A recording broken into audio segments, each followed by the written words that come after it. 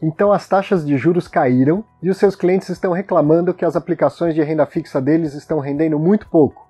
Será que eles conhecem as outras opções de renda fixa que estão disponíveis na Bradesco Corretora? Uma dessas opções são as debentures, papéis muito tradicionais no mundo todo.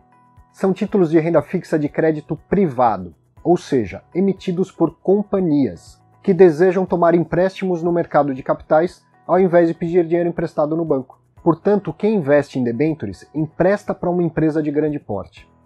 Por lei, esse prazo mínimo de uma debenture tem que ser de 1 ano, mas na prática eles costumam ser bem mais longos, entre 5 e 10 anos. Investir em debentures é comparável com investir no Tesouro Direto, mas a grande diferença é que os títulos do Tesouro são todos padronizados. Já as debentures não. Cada emissão tem suas regras próprias. Prazo, forma de pagamento, se vai ser pré-fixado, pós-fixado, juros, garantia, enfim, nada disso é padronizado nas debentures. Pode haver 2 ou mais debentures emitidas pela mesma companhia com regras totalmente diferentes. Para cada emissão, regras diferentes. Além de não serem padronizadas, uma outra clara diferença entre debentures e Tesouro Direto é que as debentures são mais arriscadas.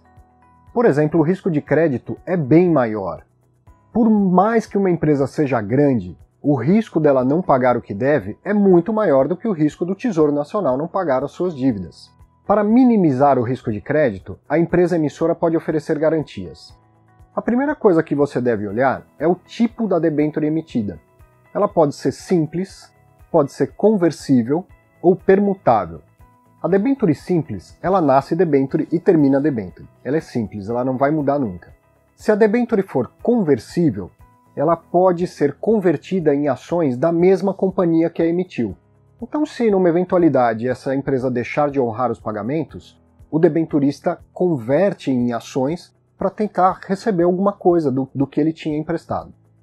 E, por fim, ela pode ser permutável. Nesse caso, seria como as conversíveis, mas por ações de outras companhias. E isso pode ser bastante interessante, porque às vezes a debênture foi emitida por uma companhia pequena e que não tem tanta qualidade de crédito, mas a conversibilidade dela, ou na verdade a permutabilidade, seja por ações da holding dessa companhia. Bom, aí o risco de crédito ficou bem menor. Caso a empresa pequena não consiga honrar, eu me torno acionista de uma empresa muito maior. Falamos dos tipos, agora quero te falar das espécies. Quando as debêntures são quirografárias ou subordinadas, significa que praticamente não oferecem muitas garantias. Se a empresa emissora falir, o credor vai lá para aquela fila de credores e fica bem lá no fundo, difícil de receber. A situação melhora bastante se a debênture oferecer garantias reais. Aí o que acontece é que o debenturista tem um bem gravado, específico, que ele pode executar para receber o seu dinheiro caso a emissora falhe no pagamento.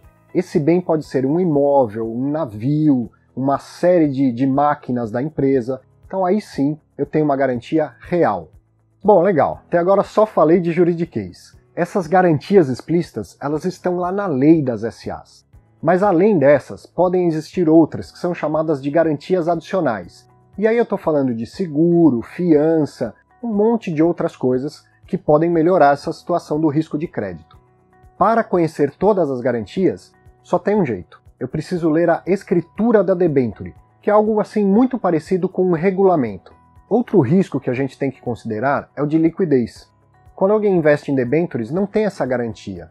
A companhia emissora não é obrigada a recomprar e nem tem interesse em recomprar. Afinal, ela emitiu debêntures porque ela queria dinheiro emprestado e não devolver o dinheiro para os debenturistas.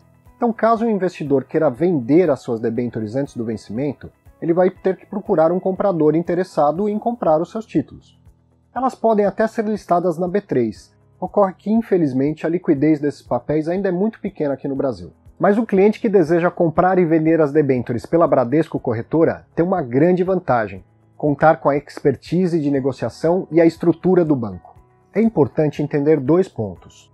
Primeiro, a corretora ela não é obrigada a recomprar nenhuma debênture, e às vezes ninguém no mercado tem interesse em um determinado papel. Segundo, quando se concretiza uma venda antecipada de debêntures, ela não acontece pelo preço de mercado, e sim por um preço um pouquinho mais baixo, o que é totalmente compreensível. Assim é como um negociador de carros usados. Ele vai pagar mais baixo para poder vender pelo preço de tabela depois. E sobre o risco de mercado, é preciso entender as regras de remuneração de cada debênture. As que forem pós-fixadas, em geral, estão menos expostas às oscilações. As que forem pré-fixadas ou indexadas pela inflação sofrem mais com a marcação ao mercado.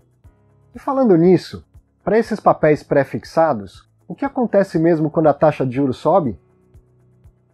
Ah, eu sabia que você lembrava. Sim, quando os juros sobem, os títulos pré-fixados desvalorizam, e vice-versa. Lembre-se que elas são marcadas a mercado, e por isso sofrem essa influência dos juros. Quem tem interesse em comprar debêntures tem duas formas de fazer. Comprar no mercado secundário, porque elas são negociadas em bolsa, mas é bom frisar que a liquidez desses papéis costuma ser baixa. E a outra forma é comprar quando tem uma oferta pública de emissão de debêntures. O procedimento é bem parecido com as ofertas públicas de outros papéis, como as ações e os fundos imobiliários. O investidor tem que entrar em contato com a Bradesco Corretora e informar qual o valor que ele pretende comprar em debêntures. E geralmente, o valor mínimo muda entre uma oferta e outra.